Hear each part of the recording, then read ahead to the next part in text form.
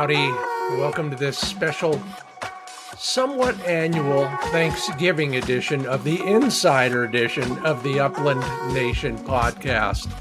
I'm Scott Linden, glad to be with you, and we're simulcasting this one. It's available on video as well as audio, so check your usual sources, and especially at findbirdhuntingspots.com. If you're listening and you want to watch, that's a good place to start. Just came off a wonderful hunt. I know it sounds strange, but we didn't even see a feather, let alone any birds. But it was a great hunt for a bunch of reasons. The first is beautiful weather. Dogs got along. Maybe you know that.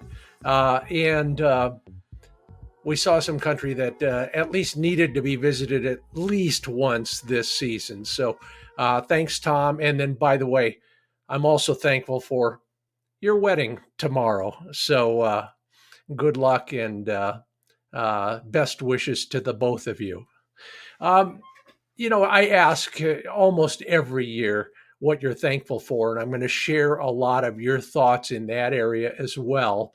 Mainly fresh thoughts, my own thoughts, but then some stuff from way back because it was so memorable to me. So if you've responded in the last few years to maybe a request for what you're thankful for, I appreciate that. And we will cover many of your comments in the next few minutes on this Insider edition. Of course, it's made possible by CableGangz Stakeout Systems, Heartland Lodge, Mid-Valley Clays and Shooting School, Trulock Choke Tubes, Purina Pro Plan Sport Dog Food, Sage and Breaker Gun Care Products, Roughland Dog Kennels, Pointer Shotguns, and High Vis Sights.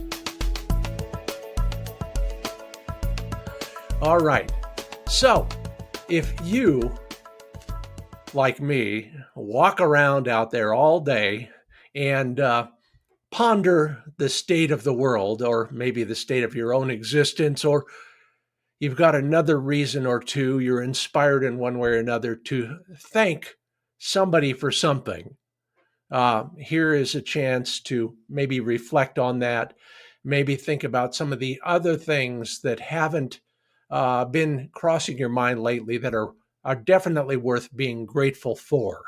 That's our Thanksgiving edition. That's our theme today. Little exercise, but a lot of reflection. Hope you don't mind. All right. First on the list, and these are in no particular order, for me at least, friends. I mentioned one earlier. Tom has become a good friend, became a neighbor. Now he's not a neighbor, but he's still a good hunting buddy. And we're able to get together several times a year and hunt together. And it's always been a fun time. And I've many other friends. In fact, at this point in time in the calendar, I realized every single bird hunt I've been on has been along with someone else, or more than one, someone else. I love hunting alone, and I'll be making up for lost time in that department. But in the meanwhile, every single one of my hunting partners has been a real gift. So kind of a pre-Christmas thing, now that I think about it. You have the same? I'm sure you did, at least once or twice, maybe all the time. One of the many reasons we go, one of the top reasons in the many reasons we go is fellowship, friends, family, that sort of thing. We'll get to some of those other high priority reasons we hunt as we get thankful deeper and deeper into the list.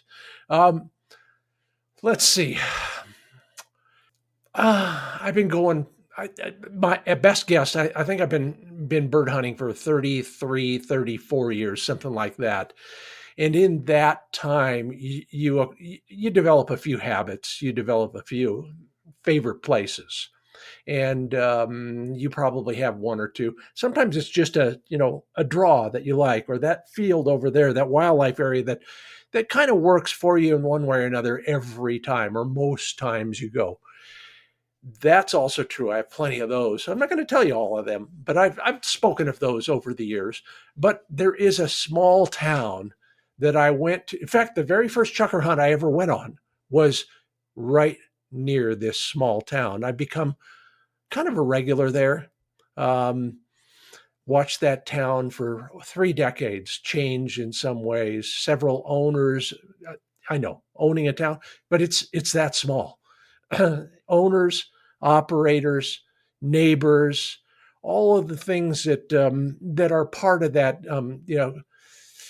cowboy country milieu that still exists out here, particularly in the Great Basin. Well, it's still good. It's always been. And I want to thank everybody in that town. And you know who you are: Tiffany, Jade, Thaddeus, Jake, Selena. You're all part of my life, and I appreciate it. You've made me welcome for a long, long time. And I'll be seeing you actually for the holiday this year. Thank you for inviting me. I'm grateful for all the things that people like that have done for us over the years. And maybe you listeners and viewers have, a special place like that where you feel part of the family. I asked a while back. In fact, it's funny. I asked on the Day of the Dead last year for pictures of dead birds, and I never do that. But I thank you for all of those because it really made me realize that there are artful, tasteful ways to display a shot game bird, and so thank you for raising the bar in that regard, and with everything you do when it comes to providing photo images here in the Upland Nation uh, community, environment, whatever. Appreciate that. Let's all take it up a notch in that regard. Um, this time of year, all times of year now, I'm practicing the same thing that Jeff Bezos is practicing. We call it a slow morning. I spend the first hour of my day watching it go from dark to light with Flick next to me drinking way too much coffee. The best part about that, of course, is the dog next to me before everybody else gets up. And maybe you have a ritual like that. I'm glad I adopted that one a long while ago. I won't dwell on my personal habits, but that's one that seems to really get the day off to a great start. And just a little bit more bonding with a dog that works so hard for us. Go ahead and steal that idea if you want. I'm thankful for Aldo Leopold. And if you don't know who he is, author, biologist, legendary in the conservation community, he really hit the nail on the head with something. And I was reminded of this not a week ago when I was actually invited to hunt on some private ground. And maybe you don't do that. Maybe you do. Maybe you do periodically, but you got to remember one thing about all of this, and especially in light of the recent government shutdown, when a lot of public services and public access to a small degree were restricted. Leopold said something like, the future of conservation and wildlife in this country is basically up to private landowners. Yeah, not massive, faceless government agencies, but private landowners. And here's one of the main reasons. That's where the money is. Only a profit motive is going to get somebody to improve their ground enough to make it huntable. Same goes for angling, and I had that revelation a long time ago. But just in the last 5 or 10 years, I've seen the same thing play out time and time again. So if you get a chance to hunt private ground, don't forget to thank the owner, treat that ground with respect, and be grateful. There you go. Be thankful you were able to do it, and they were willing to provide it. Okay. Here's one from way back. Grant Goebel, thanks for your support over the years. We shared this once offline, if you want to call it that. And since then, it's really come in handy. Every time I start a hunt, I go to my lower left pocket where there's a D-ring with a carabiner on it. And all the collar tags from my dogs who are no longer here. It's a great way to be grateful for their help, and not just hunting help, their support in taking us further down the path of hunting and conservation, and maybe some of the other things that you're all going to talk about as we get deeper into this. So stand by as we really touch on some of the things that are very personal or very general that we all might want to think of. Think of. Yeah, I like that. That was a talk about a Freudian slip that we all want to think of when we're being thankful. Every hunt, I'm thanking all those dogs for what they did to help me. It's a little thing, but it works. Okay, so we're just getting warmed up here. I've got some social media stuff to share with you. I've got a lot more thoughts from you and from myself on this whole Thanksgiving idea.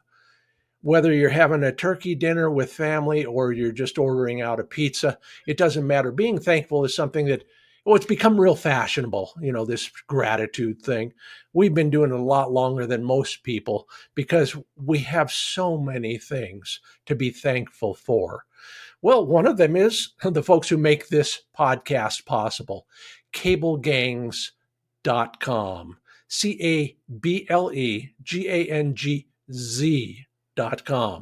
Play on words, get it?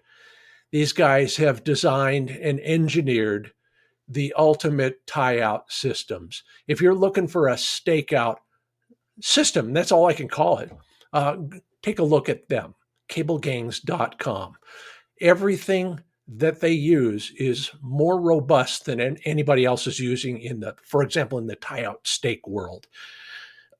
Stronger metals, thicker metals, better designs so that no matter how hard you reef on that stake with your mallet, it's not going to mushroom out, and it's always going to go around and around in a circle when your dog's attached to it. They've got a lot more tie-out systems, one of the most important aspects of their business. And then finally, if you like to road your dogs from a side-by-side or any other off-road vehicle, they've got some incredible systems set up for you that you can order that'll basically bolt right onto your rig and help you safely road your dogs. CableGangz.com. Still reflecting on the wonderful time I had at Heartland Lodge near Nebo, Illinois. Beautiful country right along the Mississippi River. Yeah, it's kind of Mark Twain country now that I think about it. And that in itself is worth a visit. But Heartland Lodge is an Orvis-endorsed bucket list destination. If you want to learn more about them, go to heartlandlodge.com. New owners, Tim Duos, is really doing a good job of bringing that place to the next level. His goal is to be the endorsed lodge of the year for Orvis in the next 2 years. So he's working hard at it. The staff is incredible. The habitat, even better. They've added more acreage. And believe me, it's the good stuff. I made a few episodes of Wing Shooting USA there a while back and enjoyed the heck out of it on my last visit too, just for fun. Check it out. See if you're ready for the ultimate hunting experience at heartlandlodge.com.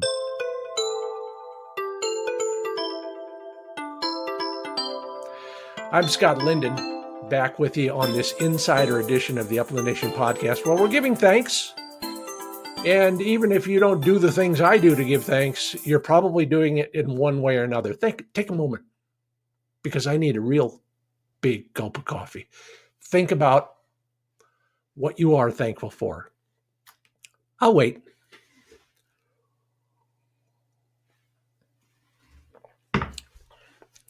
Good. Yeah, we don't do that enough, do we? Well, that's my goal today. If I do nothing else, I get you to reflect on the things that are important to you and how lucky we are. Well, for all the things I'm going to talk about. Family and friends, of course. Hunting, the cheapest form of therapy we can ever buy. You come back happy, Hopefully everybody's healthy, including the dogs, and you've been outside getting some sun, getting some negative ions from moving air. All the things that help us feel better are right there for the asking. We recently described it as sometimes, and I just had one of those yesterday, a nature walk with a gun, an armed nature walk. Thank you for that. Um, whatever you're doing, you're going to feel better after than you did before. All right. So I'm going to share some responses, first off, from the social media. I mentioned the upcoming holidays and how have you noticed so many television advertisers in particular are ignoring Thanksgiving in lieu of Christmas already? You know, in my book, Christmas season starts the day after all the leftovers are finished from Thanksgiving. But we saw ads, you did too, before Halloween. Too much red in the TV commercials before Halloween. But that's why I took it upon myself to remind everyone there is a holiday between Halloween and Christmas. Let's take a moment and reflect on it. We give thanks for so many things. Oh, I'm including broken bones that heal fast enough to go hunting a week later. So I asked you to celebrate that. And here are some of the things that came up in the comments. Joe Rundell is thankful to all the mentors that got us involved in the outdoors. For me, it was my dad, he says, got me involved at age 5 or 6. You're a lucky guy, Joe. He must have had to have a lot of patience. Yeah, extra helpings of patience for your dad. Absolutely. And you're probably a good kid. Imagine if you weren't. Austin Kelly shares a great picture. First off, let's get a good look at that. That is, it looks like a youngster. Yeah. Uh, and 2 short hairs in the field with Austin. Great shot. Um, being able to share the outdoors with my wife and family, especially getting to pass this tradition down to our little one on the way. I get it now. That's your wife. She's holding up a blaze orange onesie for the soon to come fellow hunter. Good on you and good luck.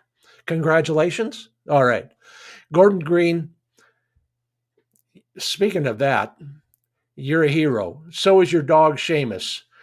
Beautiful Gordon setter resting in this picture on the grass, probably taking a break, you said, after a hunt or during a hunt. And then change vests and head for the nursing home. Yeah, service dog. Believe me, I was just thinking about this. I have a friend in the hospital right now, and I was remembering when I was in the hospital and somebody showed up with a dog. It will change not your day, but your entire hospital stay. Hey, if you're so inclined and you want to do that, it's not as hard as you think, and you will be making so many people's lives happier by taking your dog to a senior center, sometimes a school, definitely a hospital. Consider that maybe when your dog is a little bit more senior and unable to hunt as much. Lynn Glock, thanks for your correspondence. You sent me an email, and I'm going to share it with you because maybe we get lucky like you once in a while, and your wife says this to you, for which you are ever thankful. Just take those dogs out hunting and wear them out. I wish I heard that line a little bit more. Michael Beveridge says, thankful for my son and his young family. 5th generation hunting with them. Very excited. Oh, yeah. And my son and I are both veterans. Way to go, guys. We remembered you on Veterans Day, and we are grateful every day for your service. Now, as we go, some of these things, whether it's a thought from me or a thought from anybody who's shared with us, feel free to write it down or just remember it. Think about it the next time you go.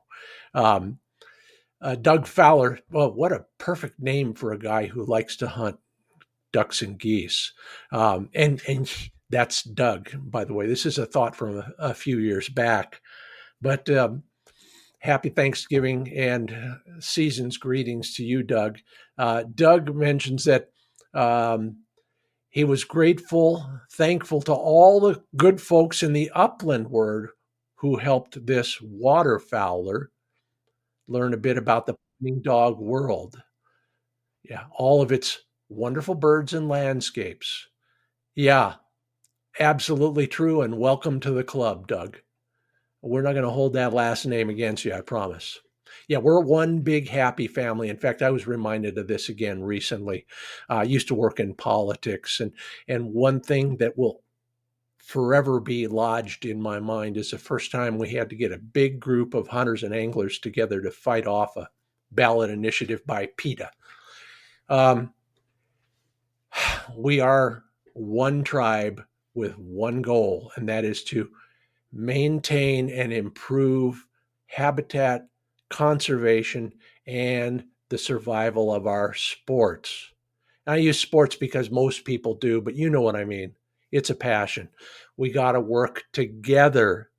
We have more commonalities than we have differences. And I'm thankful that so many people over the years in other political battles and also just more what I guess I'll call philosophical debates, we've decided that's important. Okay, I won't bore you with a whole lot more of mine, but I hope to share a few more of yours. Let's see here. Take an inventory. Here you go. Practice this. Look around the room. Maybe you're at home.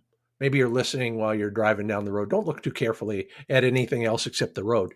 But think about who's in the rig with you, who you're going to see when you get wherever you're going.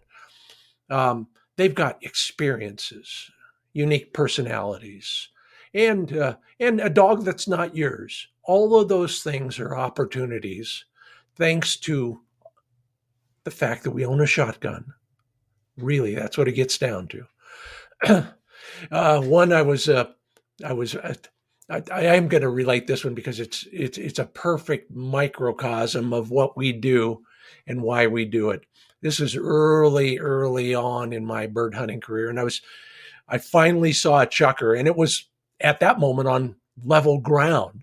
So I'm going to go after it, and it's kind of just waddling along, kind of upstream towards the draw. So I can't get closer to it. If you've ever hunted chuckers, you know they're always that much farther away from you than you think you need to be to take a shot. So I got an old dog, and we're kind of trying to sneak along. And this bird starts working up this draw. And I told you it was upstream. There's a little trickle of water. We get around one point in this draw, and it's a big V shape with a very little flat bottom to the whole thing. That creek, all of a sudden, we get to a spot where the geology was just right, and it's falling from one hexagonal pool to the next. If you know what columnar basalt is, those are those six-sided columns of volcanic basalt. Well, when they tip over, sometimes they leave a little hole in the ground. And this was a series of 8 or 10 of these little hexagons, maybe 3 feet across at the most. Little pools reflecting the sky and the clouds going over, all hexagons. You couldn't design this. There's not a landscape architect that could envision this like we saw. It was one of my first chucker hunts, and maybe it's the reason I go. Maybe I'll find another place like that. Grateful for that. Have you got one of those? I bet you do. All right. Here's another thought from a year or two ago from Chris Wright. Thankful for Stoker the dog. My wife and daughter had to convince me to go meet him. I wanted a lab. My daughter had a friend with some border collie mix pups. I agreed to go look at them, fell in love with a fuzzball at 8 weeks, wouldn't trade him for anything in the world. There he is. He's a bird dog. No judgment. Thankful for that dog. Look, it brought Chris into the fold, And now he's out there doing wonderful things, buying a license, helping the habitat. Maybe you're even a Pheasants Forever member, Chris. I hope so. All right, good job. And it happens more and more often these days. I've hunted with a German Shepherd. We brought our Corgi along on one hunt. Not a bad fleshing dog. Next time I head for South Dakota and those cattail breaks, I might have to put the Corgi in there. All right. Doesn't matter what kind of dog it is. They're all wonderful, aren't they? Okay, Ken Corbett, thank you. Always love hearing from you. Ken is the proprietor of Ravenwood Lodge near Topeka, Kansas. And so many of you came out for that last big Fur Feathers Friends event out there. You know, we had people from 28 states for that. Someday I'll get the nerve and the energy to do that again. But in the meanwhile, you've been doing your bit on a one-on-one basis, and that's the emphasis of Fur Feathers Friends these days. Thank you for doing that. And thank you, Ken, for hosting us the last time we were all out there. Had 100 hunters, 50 guides, and 50 guests who were retired or active duty military. Okay, well, there's a lot more to share. I won't bore you with it. This is a busy time of year. The Upland Nation podcast is brought to you by CableGangz Stakeout Systems, Heartland Lodge, Mid-Valley Clays Shooting School, TrueLock Choke Tubes, Purina Pro Plan Sport Dog Food, Sage and Breaker Gun Care Products, Pointer Shotguns, and High Vis Sights. Hey, if you like what you hear or see, please rate and review us, particularly on Apple Podcasts. Tell a friend. That's how we grow around here, one listener or viewer at a time. I hope your holiday season goes well. We're starting it off with the right one, and that is the one that makes us think about how grateful we are for what happens to us and what we do to help others. Happy Thanksgiving, Merry Christmas, Happy Hanukkah. Enjoy the season. It only rolls around once a year. Just remember what they're really all about, those holidays. I'm Scott Linden. Thanks for watching or listening to this Insider edition of the Upland Nation podcast.